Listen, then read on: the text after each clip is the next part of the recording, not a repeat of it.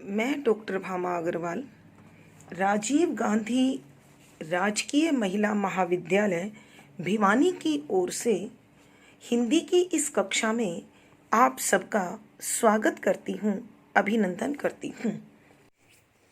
प्यारे बच्चों, हिंदी की इस कक्षा में आपका स्वागत है, अभिनंदन है। आज हम पद संख्या 34 से आगे बढ़ेंगे। इससे पूर्व वीडियोज़ में पद संख्या 26 से लेकर 33 तक हमने जो पढ़ा है, एक बार उस पर नज़र डालते हैं। आप जानते हैं कि प्रातःकाल का समय है। राधा रानी अपने घर में अकेली है। श्री कृष्ण से बिछुड़ने के कारण उनकी आँखों से लगातार आंसू बह रहे हैं। ऐसे समय में प्रातःकालीन शीतल सुगंधित कोमल हवा ने घर में प्रवेश किया है और इस प्रकार घर में उस हवा का आ जाना राधा के लिए असह्य है, क्योंकि राधा को लगता है कि यह हवा उसके एकाकी जीवन में, एकांतवास में विघ्न उत्पन्न कर रही है। लेकिन राधा जी को यह अचानक ध्यान आता है कि यह हवा पूरे ब्रह्मांड में बड़ी तेज गति से चलती है, तो क्यों ना मैं इसके आगमन का लाभ उठाऊं। इसलिए वो इस पवन के माध्यम से श्री कृष्ण तक अपनी विरह वेदना को पहुंचाना चाहती है और हवा के माध्यम से श्री कृष्ण को अपने निकट लाना चाहती है। वह इस कार्य को संपन्न कराने के लिए, पूरा करवाने के लिए हवा से क्या कहती है, सुनिए। जो ऐसा तू नहीं कर सके तो क्रिया चातुरी से जाके रोने विकल बनने आदि ही को दिखा दे, चाहे ला दे प्रिय निकट से वस्तु कोई अनूठी, हा हा मैं हूँ मृतक बनती, प्राण मेरा बचा दे। प्रसंग प्रस्तुत पद हमारी हिंदी की पाठ्य पुस्तक आधुनिक हिंदी कविता में संकलित द्विवेदी युगीन कवि अयोध्या सिंह उपाध्याय द्वारा रचित महाकाव्य प्रिय प्रवास के छठे सर्ग पवन दूती से लिया गया है। संदर्भ: इस पद में राधा पवन से आग्रह करते हुए कहती है कि जो, यदि, ऐसा, इस प्रकार का, किस प्रकार का, बोलकर विरह वेदना को श्री कृष्ण को बताने का तुम नहीं कर सके, कर सको तो, कि यदि तुम मेरी विरह वेदना को श्री कृष्ण के सामने न प्रकट कर सको, बोलकर न बता सको, तो क्या करना है?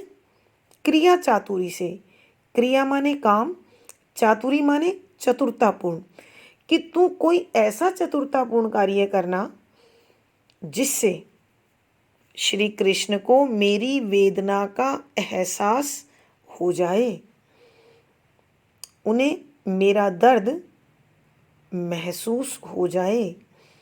उसके लिए क्या करना है?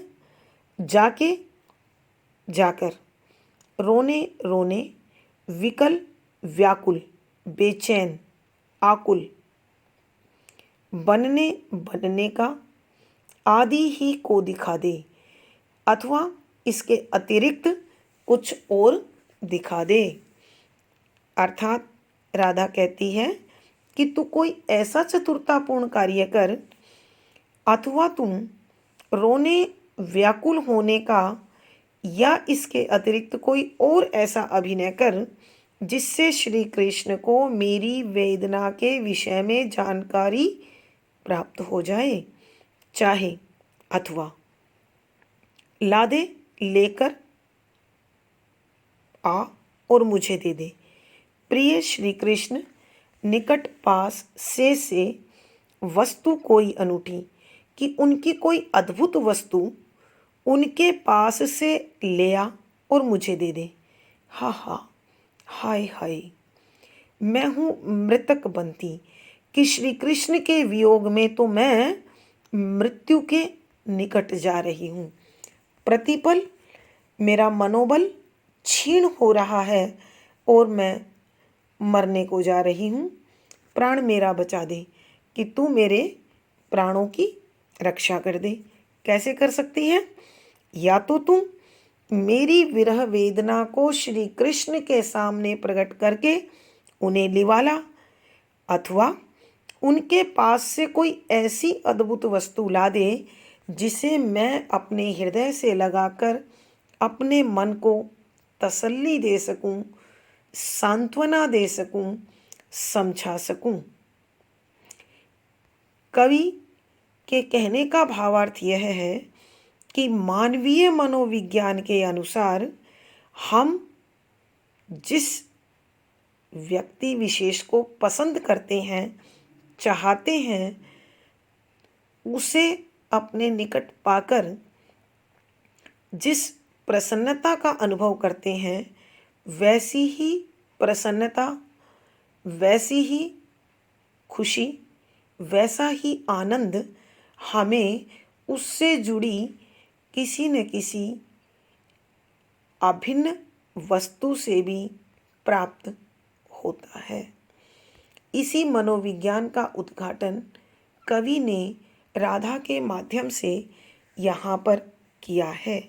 विशेष इस पद में राधा की विरह व्यथा का वर्णन है। शुद्ध साहित्यिक खड़ी बोली का प्रयोग है। अभिधा शब्द शक्ति है। वियोग श्रृंगार रस है। माधुर्य गुण है। मंदाक्रांता छंद है। गे शैली है। अब अलंकार देखिए बच्चों। तू संबोधन अलंकार आप देख रहे हैं। राधा हवा से बातें कर रही है, रोने को, व्याकुल होने को कह रही है, तो ये मानवीय क्रियाएं हैं, अतः मानवीकरण अलंकार है। हा हा पुनरुक्ति प्रकाश अलंकार है। और आप जानते हैं कि हर पद में किसी न किसी रूप में अनुप्रास अलंकार भी मौजूद होता है। तो इस पद में अनुप्रास, संबोधन, मानवीकरण और पुनरुक्ति प्रकाश का सुंदर सटीक प्रयोग है। पद संख्या 35। तू जाती है सकल थल को, वेग वाली बड़ी है। तू है सीधी तरल हृदय, ताप उन्मूलती है।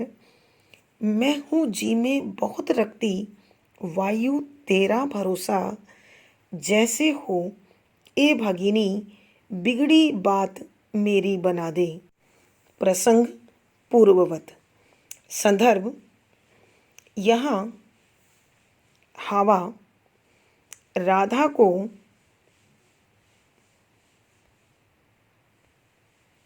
जब ध्यान दिलाती है, एहसास कराती है कि मेरे माध्यम से उसका कष्ट दूर हो सकता है, तो राधा हवा से उसकी प्रशंसा में, अनुशंसा में कह रही है कि सरलार्थ तुम जाती जाती हो सकल सारे थल पृथ्वी को कि तू सारी पृथ्वी पर जाती है, वेग वाली बड़ी है कि तू बड़ी गतिवान है, तेरी चाल बहुत तेज है, इसलिए तू सारी पृथ्वी पर घूमती है।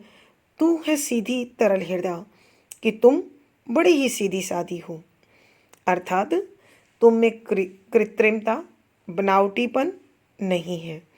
तरल हृदय, तरल माने कोमल, सरल, हृदय माने मन, कि तू इतने कोमल मन वाली है, तू इतने उदार मन वाली है कि किसी का भी दुख देखकर सहजता से द्रवीभूत हो जाती है, पिघल जाती है, उसका कष्ट दूर करने की कोशिश करती है, ताप उन्मूलती है।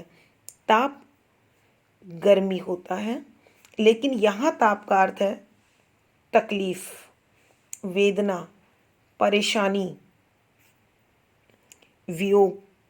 उन्मूलन होता है जड़ से खत्म करना, उन्मूलती पूर्ण रूप से समाप्त कर देती है। कि तू इतनी सीधी सादी और उदार मना है, तू किसी को भी कष्ट में नहीं देख पाती, इसलिए तू प्रत्येक जीव का कष्ट, तकलीफ, परेशानी को पूर्ण रूप से मिटा देती है। मैं हूँ जी में बहुत रखती, वायु तेरा भरोसा, कि मैं अपने हृदय में, जी यहाँ हृदय में बहुत बहुत सारा, रखती हूँ वायु तेरा भरोसा, कि हे पवन, मुझे तुझ पर अटूट विश्वास है, अखंड विश्वास है। मैं तेरा असीम भरोसा करती हूँ। जैसे हो ए भगिनी, जैसे जिस प्रकार से हो सके। ए भगिनी, ए मेरी प्यारी बहन, बिगड़ी बात मेरी बना दे, कि मेरी बिगड़ी हुई बात को बना दे। अर्थात मैं जो श्री कृष्ण से बिछुड़ गई हूँ, मेरे इस दुर्भाग्य को, मेरे इस अभागेपन को तू सौभाग्य में बदल दे। मेरी पीड़ा को, कष्ट को, तनाव को, परेशानी को समाप्त कर दे। इन पंक्तियों का भावार्थ यह है कि मनुष्य को जब किसी भी तत्व से अपने कार्य सिद्ध कराने होते हैं, तो वह प्रशंसा के द्वारा, अनुशंसा के द्वारा उसे खुश करने की कोशिश करता है, ताकि प्रतिपक्ष उसके प्रति भावुक हो जाए, संवेदनशील हो जाए और उसके कार्य को तुरंत तत्परता के साथ संपन्न कर दे। विशेष राधा के हृदय की वेदना का मार्मिक चित्रण किया गया है और इस पद में राधा की चतुरता पर भी प्रकाश डालने की कोशिश की गई है। शुद्ध साहित्यिक खड़ी बोली का प्रयोग है। लक्षणा शब्द शक्ति है। वियोग, श्रृंगार अथवा शांत, यहाँ दोनों रसों का प्रयोग हो सकता है। रस के अनुरूप ही काव्य का गुण होता है, अतः यहाँ माधुर्य अथवा प्रसाद दोनों गुण लिखे जा सकते हैं। मंदाक्रांता छंद है, गे शैली है। अब प्यारे बच्चों, अलंकार पर ध्यान दीजिए। तू संबोधन अलंकार, ए भगिनी संबोधन अलंकार, बिगड़ी बात अनुप्रास अलंकार, राधा हवा से बातें कर रही है तो मानवी गण अलंकार। तो इस पद में अनुप्रास, संबोधन व मानवीकरण अलंकार का सुंदर सटीक प्रयोग है। पद संख्या 36। कालिंदी के तट पर घने रम्य उद्यान वाला ऊंचे ऊंचे धवल गिरह की पंक्तियों से प्रशोभी जो है न्यारा नगर मथुरा, प्राण प्यारा वही है मेरा सोना सदन तज के, तू वहाँ शीघ्र ही जा। प्रसंग पूर्ववत रहेगा। संदर्भ, इस पद में राधा हवा को श्री कृष्ण का पता बता रही है तथा साथ ही उसे रास्ते के विषय में भी समझाते हुए कहती है कि सरलार्थ, कालिंदी यमुना नदी के तट किनारे पर ऊपर घने गहरे रम्य जो मन में रम सके अर्थात अत्यंत सुंदर उद्यान बाग बगीचे वाला से युक्त कि यमुना नदी के किनारे पर गहरे और मन में बसने लायक सुंदर बाग बगीचों से भरा हुआ एक नगर है। ऊंचे ऊंचे ध्वल गिरह की, ऊंचे ऊंचे बहुत ऊंचे गगनचुंबी, धवल सफ़ेद और उज्ज्वल गृह घर की पंक्तियों से प्रशोभी, पंक्तियां एक कतार में, से प्रशोभी माने विशेष प्रकार से सुंदर, विशेष प्रकार की सुंदरता वाला, कि वो नगर उसमें बहुत ऊंचे ऊंचे उज्ज्वल और सफ़ेद घर कतार में बने हुए हैं जो इस नगर की सुंदरता को चार चांद लगाते हैं। जो है न्यारा नगर मथुरा, जो है न्यारा सबसे अलग, नगर नगर जिसका नाम मथुरा है, कि यह पूरी पृथ्वी पर अद्वितीय है, सबसे अलग है, सबसे सुंदर है, सबसे आकर्षक है और इस नगरी का नाम मथुरा है। प्राण प्यारा वही है कि मेरे प्यारे श्री कृष्ण इसी मथुरा में रहते हैं। मेरा सोना सदन तज के, तू मेरे सोने घर को छोड़कर, तज के छोड़कर, तू वहाँ शीघ्र ही जा, कि तू तेजी से वहाँ पहुँच जा, कि तू मेरे इस सुनसान नीरस और दुख से भरे हुए घर को छोड़कर शीघ्र मथुरा की ओर प्रस्थान कर, ताकि श्री कृष्ण को मेरी विरह वेदना को बताकर तुम मेरे प्राणों की रक्षा कर सके। कवि यहाँ मथुरा नगरी के सौंदर्य का अद्भुत वर्णन कर रहे हैं। विशेष मथुरा के सौंदर्य का वर्णन है, शुद्ध साहित्यिक खड़ी बोली का प्रयोग है, शांत अथवा अद्भुत दोनों रस लिखे जा सकते हैं, अभिधा शब्द शक्ति है, प्रसाद गुण है, मंदाक्रांता छंद है, गे शैली है। अब आप अलंकारों की ओर ध्यान दीजिए बच्चों।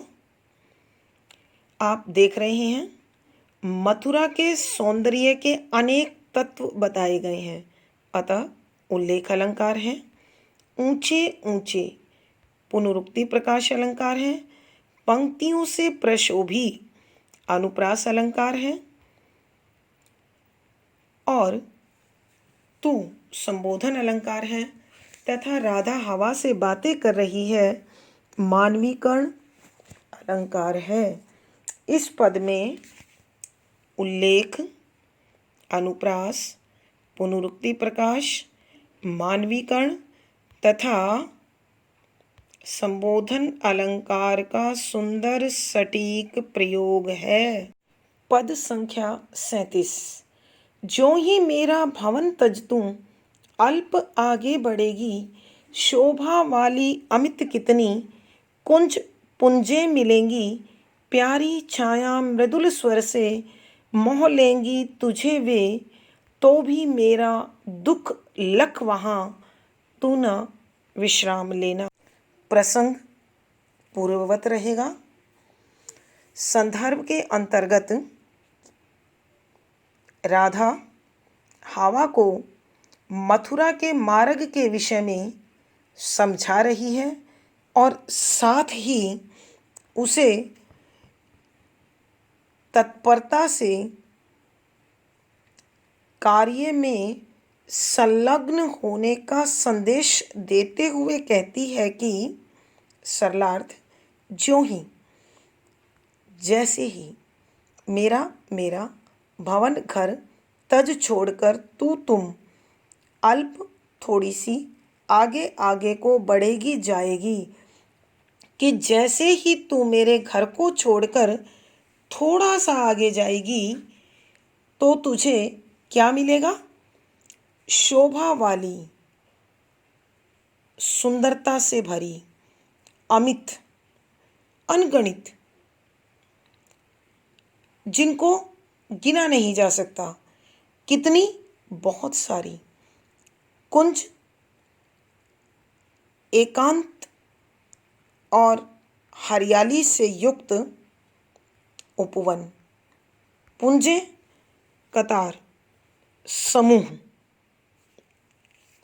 मिलेंगी कि जैसे ही तू मेरे घर को छोड़कर मथुरा की ओर थोड़ा सा बढ़ेगी, तुझे रास्ते में अनेक अत्यंत सुंदर, एकांत और हरियाली से हरी भरी वाटिकाएं मिलेंगी और प्यारी छाया मृदुल स्वर से, कि जिनके अंदर अत्यंत प्यारी छाया होगी, मृदुल कोमल स्वर आवाज से मोह लेंगी तुझे वे, कि इन वाटिकाओं में, इन उपवनों में, इन बाग बगीचों में तुझे अत्यंत मनमोहक छाया मिलेगी और साथ ही कोमल ध्वनि जो यहाँ पक्षियों की चहचहाट से, भंवरों के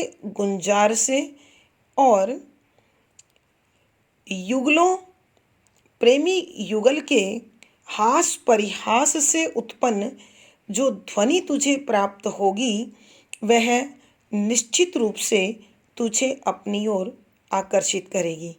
लेकिन तुझे वहाँ नहीं रुकना है। क्यों नहीं रुकना है? तो भी मेरा दुख लख, कि तू इतना आकर्षण मिलने पर भी मेरे दुख को, लख माने होता है देखना, लेकिन यहाँ है ध्यान में रखकर, वहाँ इन स्थानों पर तू न विश्राम लेना, कि तू ऐसे स्थानों पर ठहरना मत, आराम मत करने लग जाना। मेरे विरह को, मेरी पीड़ा को, मेरे कष्ट को अपने ध्यान में रखकर तुझे अपने कार्य की संपन्नता पर, संपूर्णता पर अपना ध्यान केंद्रित रखना है। मुझे इस पद के अनुसार जहाँ राधा के द्वारा हवा को ये संदेश दिया गया है कि मथुरा के मार्ग में अनेक आकर्षण होंगे, लेकिन ध्यान में मेरे दुख को रखकर वहाँ विश्राम नहीं लेना है।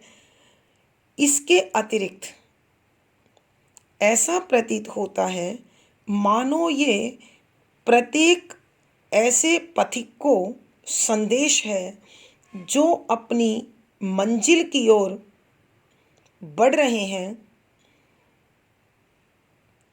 रास्ते के अनेक अवरोधों से, रुकावटों से, आकर्षणों से उनके रास्ते में कभी कभी ठहराव उत्पन्न हो जाते हैं, तो राधा के माध्यम से कवि ने ऐसे पथिकों को भी ये संदेश देने की कोशिश की है कि मंजिल से पहले रुकना, ठहरना, आकर्षण में पड़ना, मोह में पड़ना मंजिल से उनकी दूरी को बढ़ा देता है। कवि के कहने का भावार्थ यह है कि जिस प्रकार राधा हवा को समझा रही है कि तुझे मथुरा से पहले ठहरना नहीं है, उसी प्रकार जीवन पथ के पथिक को भी अपने लक्ष्य की प्राप्ति से पूर्व किसी भी कारण से रुकना नहीं चाहिए। विशेष यहाँ राधा हवा को मार्ग के विषय में समझा रही है। शुद्ध साहित्यिक खड़ी बोली का प्रयोग है। अभिधा शब्द शक्ति है। शांत रस है। प्रसाद गुण है। मंदाक्रांता छंद है। गेय शैली है। अलंकारों की ओर ध्यान दीजिए बच्चों। तू संबोधन अलंकार, कुंज पुंजे पदमैत्री अलंकार, राधा हवा से बातें कर रही है मानवीकरण अलंकार, अनुप्रास अलंकार का सुंदर सटीक प्रयोग। पद संख्या 38। थोड़ा आगे सरस रव का धाम सत पुष्प वाला, लोने लोने बहुद्रुम लतावान सौंदर्यशाली, प्यारा वृंदा विपिन मन को मुग्धकारी मिलेगा, आना जाना इस विपिन से मुहे माना न होना। प्रसंग पूर्ववत रहेगा। संदर्भ के अंतर्गत आप लोग पूर्व पदों से जान चुके हैं कि राधा हवा को मथुरा का मार्ग बता रही है और साथ ही साथ वह उसे मंजिल तक पहुंचने के लिए प्रेरणा भी देते हुए कहती है कि थोड़ा थोड़ा सा आगे और आगे जाएगी तो सरस आनंद से भरा हुआ, रसवान, रव माने होता है शोर, आवाज़, ध्वनि, का धाम स्थान, सत पुष्प वाला, अच्छे अच्छे फूलों से भरा हुआ, कि जब तू थोड़ा सा और आगे बढ़ेगी तो तुझे एक ऐसा स्थान मिलेगा जहाँ अनेक सुंदर पुष्प खिले हुए होंगे और उन पर भंवरों का गुंजार होगा, उनकी ध्वनि गूंज रही होंगी। लोने लोने, सलोने सलोने अर्थात बहुत सुंदर, बहु बहुत सारे, अनेक, द्रुम वृक्ष, लतावान जिनसे लताएं लिपटी हुई हों, सौंदर्यशाली आकर्षक, सुंदरता से भरे हुए, कि इन्हीं स्थानों पर तुझे अनेक ऐसे सुंदर वृक्ष मिलेंगे जिन पर लताएं लिपटी हुई होंगी। प्यारा वृंदा विपिन मन को, प्यारा मोहक, वृंदा, वृंदा शब्द के यहाँ दो अर्थ हैं। श्लेष अलंकार है बच्चों। वृंदा, वृंदावन, और दूसरा वृंदा है तुलसी। विपिन जंगल, मन को, हृदय को मुग्धकारी मिलेगा, मोह लेना या मोह लेने वाला प्राप्त होगा, कि जब तू मथुरा जाने लगेगी तुझे रास्ते में अत्यंत सुंदर तुलसा के वृक्षों से, झाड़ियों से भरा हुआ ऐसा जंगल मिलेगा जो तेरे मन को सहजता से अपनी ओर आकर्षित कर लेगा। आना जाना इस विपिन से कि तुझे इसी जंगल से मथुरा जाना है और लौटकर बरसाना आना है, लेकिन सावधान, मुँह माना न होना कि तू इसके आकर्षण में खो मत जाना। वही उपरोक्त पद वाली बात यहाँ भी प्रतीत होती है कि राधा हवा को समझाती है, तेरी मंजिल मथुरा है। मथुरा में श्री कृष्ण को जाकर मेरा संदेश देना तेरा दायित्व है। अतः तुझे इस दायित्व की पूर्ति से पहले किसी भी प्रकार के आकर्षण में पड़कर रुकना नहीं है। यहाँ जनमानस के लिए भी इसी प्रकार का संदेश है कि मनुष्य को कदम कदम पर ऐसे आकर्षण प्राप्त होते हैं जो उन्हें मंजिल से दूर ले जाते हैं। विशेष राधा हवा को मथुरा के मार्ग के विषय में समझा रही है। शुद्ध साहित्यिक खड़ी बोली का प्रयोग है। अभिधा शब्द शक्ति है, शांत रस है, प्रसाद गुण है, लोने लोने पुनरुक्ति प्रकाश अलंकार है, अनुप्रास अलंकार है। राधा हवा से बातें कर रही है, अतः मानवीकरण अलंकार है और आना जाना पदमैत्री अलंकार की सुंदर छटा है। पद संख्या 39। जाते जाते अगर पथ में क्लांत कोई दिखावे, तो तू जाके निकट उसकी क्लांतियों को मिटाना। धीरे धीरे परस करके गात उत्ताप खोना। सदगंधों से श्रमित जन को हर्षितों सा बनाना। प्रसंग पूर्ववत। संदर्भ: राधा हवा को मथुरा का रास्ता बताते बताते उसे मानवता का संदेश देते हुए कहती है कि जाते जाते कि जब तू मथुरा जा रही हो तो अगर पथ रास्ते में क्लांत, थका हुआ, परेशान, चिंतित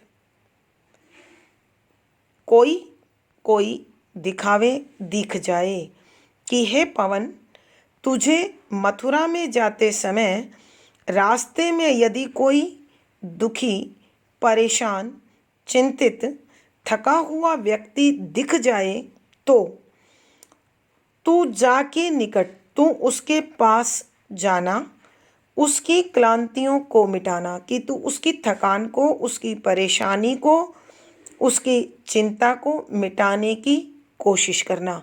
किस प्रकार मिटाना?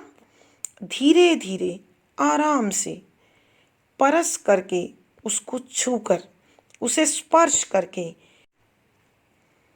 धीरे धीरे, आराम से, सहज भाव से, परस छूकर, गात शरीर, उत्ताप गर्मी, परेशानी, थकान खोना, कि तू धीरे धीरे उसके निकट जाना और उसके शरीर को छूकर उसके शरीर की सारी थकान समाप्त कर देना।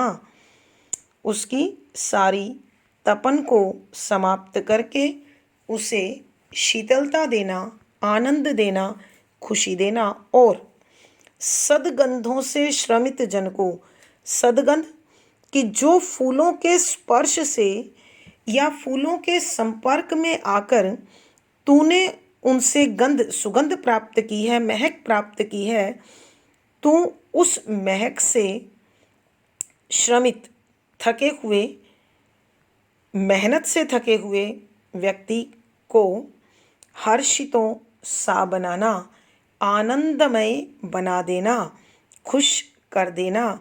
अर्थात हे पवन, तू थके हुए